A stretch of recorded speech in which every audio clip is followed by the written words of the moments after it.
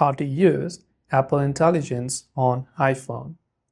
If you want to use Apple Intelligence on iPhone, open up Settings. First of all, you must make sure that you have iOS 18 or above, otherwise you cannot use Apple Intelligence. So go to the option that says General, then go to the option that says Software Update. Check if you have got the iOS 18 update. If you have, you'll already see that you're updated to the latest version. After you've made sure of that, scroll down and look for an option Apple Intelligence and Siri and just tap on it. Then when you do that, you'll find all those various options.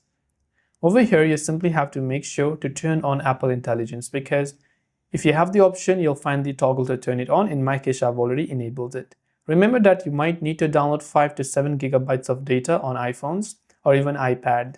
And once you've installed Apple Intelligence, you cannot just remove Apple Intelligence, but you have to reset it, and only then you'll be able to remove Apple Intelligence. But to give you an idea, that's how you use it. Hope this video helped you. Thanks for watching and see you in the next one.